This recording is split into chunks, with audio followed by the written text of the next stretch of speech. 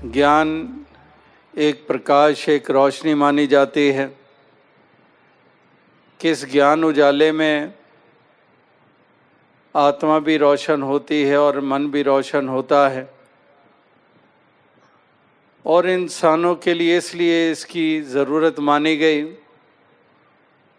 क्योंकि इंसान अंधकार में ही विचरण करते हैं। उजाले का ना होना ही अंधकार हुआ करता है। उजाला नहीं होगा तो अंधकार होगा, ज्ञान नहीं हो गया तो अज्ञानता होगी। तो अज्ञानता के अंधकार में ही संसार विचरण करता आया है और इसी कारण इंसान अपने वजूद को खोता आ रहा है। जो इसका असली वजूद है, बाइबल में भी हम पढ़ते हैं कि God made man in his own image. तो इस कदर इसका रूप माना गया कि अपनी इमेज में ओवर सोल और ये अंश सोल आत्मा, तो ये अपना वजूद खोकर इस जीवन के सफ़र को तय किया गया है। पहले भी जो अंधकार में रहे हैं, लेकिन पहले भी जिनको उजाला ये प्राप्त हो गया ज्ञान का, वो अपने असली रूप में स्थित हो गए हैं। उनका जीवन प्रकाशमय हो गया है। तो उजाला ही हुआ करता है।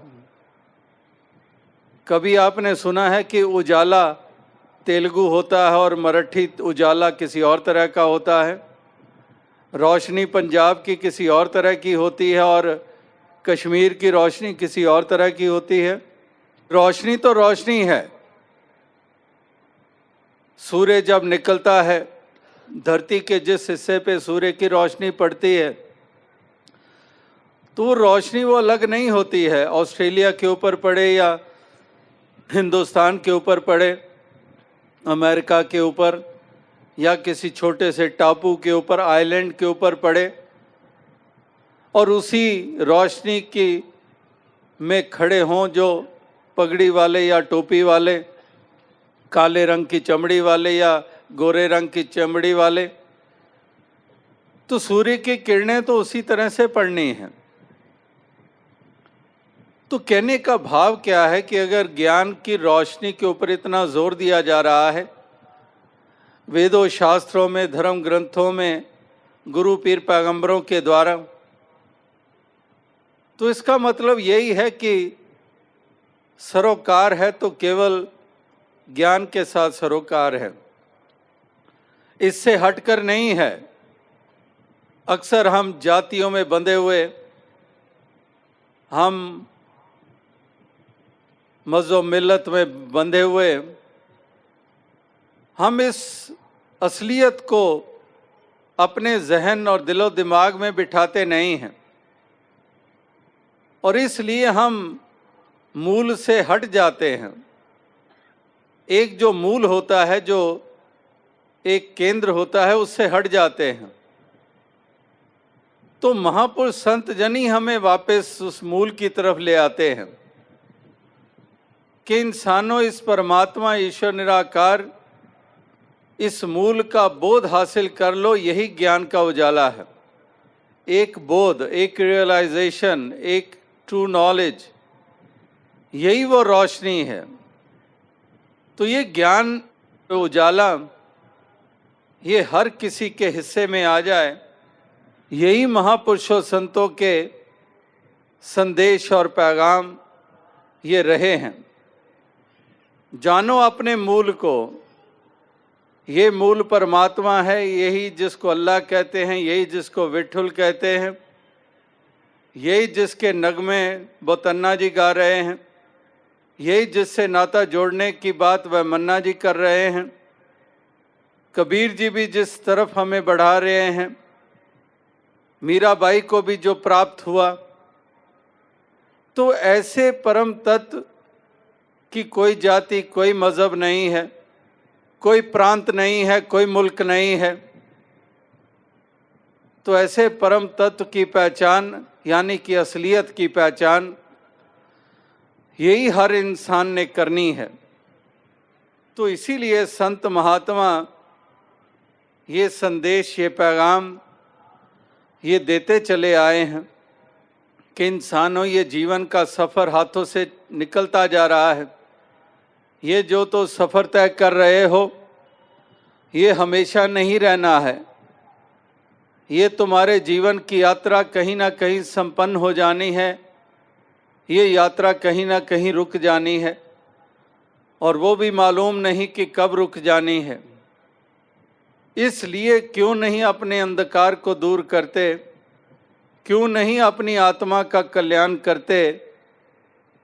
तो इसलिए ये महापुरुष ये चेतावनी बार बार देते हैं कि हे इंसान, हे मानव, इस परमात्मा ईश्वर निराकार को जान लो और अपनी आत्मा का कल्याण कर लो, अपने मूल में स्थित हो जाओ। इस प्रकार से ये कथन ये महापुरुषों के, संतों के ये युगों युगों से रहे हैं, क्योंकि सत्य तो सत्य होता है और कल्याण का साधन भी वही है। सतयुग में भी इसी ज्ञान की रोशनी की अहमियत थी। कल्याण इसी के कारण, भ्रमों का नाश इसी के कारण, बंधनों से छुटकारा इसी के कारण, और त्रेता में भी यही असूल लागू, और द्वापर में भी और कलयुग में भी। वरना तो रूल्स एंड रेगुलेशंस बदलती रहती हैं, मुल्कों की बदलती रहती हैं, संस्थाओं की बदलती रहती हैं, वहाँ पर बदलते रहते हैं असूल। एक बार कोई और असूल है, अगली बार कोई और असूल, थोड़े दिनों के बाद कोई रेजोल्यूशन पास करके उस असूल को बदल दिया जाता है, पूरे के पूरे मुल्क की कॉन्स्टिट्यूशन को बदल दिया जाता है। तो वो तो बदलाव वो बदलते रहते हैं, उनमें तब्दीलियां रहती हैं, वो इटर्नल नहीं है। लेकिन ये परमात्मा इटर्नल है, और इसके साथ नाता जोड़कर ही कल्याण होगा। ये भी असूल सदा का असूल है, ये बदलता नहीं है। तो इसलिए महापुरुष संत जन वो बार बार यही संदेश देते हैं कि हे इंसान, हे मानव, इस सच्चाई को, इस हकीकत को जानो, और जानकर ये तमाम भ्रमों से ऊपर उठ जाओ। ये भ्रम हमेशा के लिए तुम्हारे लिए बंधन का कारण बनते हैं। तो इसलिए यही एक संतों महापुरुषों के कथन ये बार बार दोहराए जाते हैं, बार बार इसका जिक्र होता है, क्योंकि अगर इंसान समझ जाए तो फिर बार बार दोहराने की ज़रूरत नहीं पड़ती है। ज़रूरत तभी पड़ती है क्योंकि इंसान इतनी आसानी से इस बात को पकड़ता नहीं है। तो इसीलिए ये ज्ञान, ये जानकारी, और दूसरी तरफ अज्ञानता। और जानकारी जहाँ पर जिससे प्राप्त होनी है, तो क्या वहाँ पर भी कोई जाति का सवाल होगा? कभी हमने देखा है कि टीचर की कोई जाति होती है कि जाति ना पूछो साधु की पूछ लीजिए ज्ञान, मोल करो तलवार का पड़ा रहन दो म्यान। तो इस प्रकार से जाति क्या टीचर की होती है? वो सब्जेक्ट का बोध, वो ज्ञान, वही उसको उस विषय का टीचर बनाता है।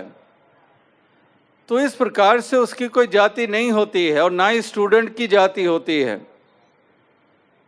स्टूडेंट अगर गया है किसी स्कूल में, तो वहाँ पर यह सवाल नहीं है कि स्टूडेंट कौन सी जाति से आया है, किस मज़हब को मानने वाला है, ये किस कल्चर से आया है। वो जानना चाहता है अंग्रेज़ी भाषा का ज्ञान। तो वहाँ पर उसी स्कूल में हम देखते हैं कि पंजाबी परिवार के भी बच्चे पढ़ रहे होते हैं, उसी स्कूल में कहीं मुस्लिम परिवार के बच्चे पढ़ रहे होते हैं, उसी स्कूल में इसी प्रकार से कोई एक हिंदू घराने का बच्चा पढ़ रहा होता है। तो पढ़ाई, वो विषय, वो सब्जेक्ट की जानकारी कराने वाला टीचर और उसकी भी कोई जाति नहीं, और जो स्टूडेंट जिसको कहा जा रहा है उसकी भी कोई जाति नहीं। ये नहीं कि एक जाति वाले को अंग्रेज़ी किसी और ढंग से पढ़ाई जाएगी और दूसरी जाति वाली को अंग्रेज़ी किसी और ढंग से पढ़ाई जाएगी। इसी प्रकार से एक डॉक्टर और पेशेंट, एक डॉक्टर होता है, एक पेशेंट होता है, तो डॉक्टर की भी कोई जाति नहीं होती है। अगर किसी को जख्म लग जाए, चोट लग जाए, तो चोट लगे और हम अपने ही उस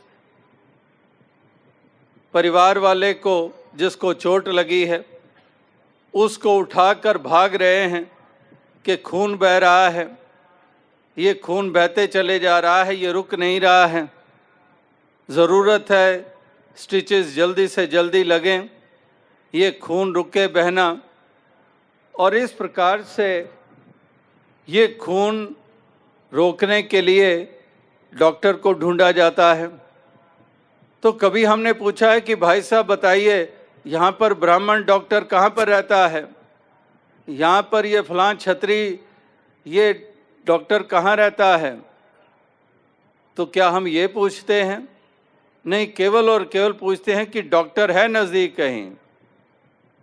तो इस प्रकार से डॉक्टर भी ये नहीं कहता है कि अगर ये हिंदू है पेशेंट तो इसको स्टिचेस किसी और तरीके से लगाए जाएंगे, इसको जो दवाई दूंगा वो किसी और तरह की होगी, जो मुस्लिम अगर इंजर्ड है तो उसको किसी और तरह से। ऐसा नहीं है। ना डॉक्टर की जाति होती है, ना पेशेंट की जाति होती है, ना टीचर की, ना स्टूडेंट की। तो यहाँ पर भी यही अज्ञानता और ज्ञान की बात हो रही है कि जाति ना पूछो साध की, पूछ लीजिए ज्ञान, मोल करो तलवार का पड़ा रहन दो म्यान। तो इस प्रकार से यहाँ पर भी यही कहा जा रहा है कि जहाँ पर ज्ञान है, ऐसे ब्रह्म ज्ञानी के साथ अगर नाता जुड़ जाता है तो फिर हमारी आत्मा को भी ये ज्ञान रोशनी मिल जाती है और ये आत्मा आवागमन के बंधन से निजात पा लेती है। ये आवागमन जिसको भगवान कृष्ण ने भी कहा कि ये आत्मा शरीर धारण करती है, जैसे हमारे शरीर वस्त्र बदलते रहते हैं, हमारी आत्मा भी, ये हमारी सोल भी ये फिजिकल फॉर्म को ग्रहण करती है एक ऐसे वस्त्रों के रूप में।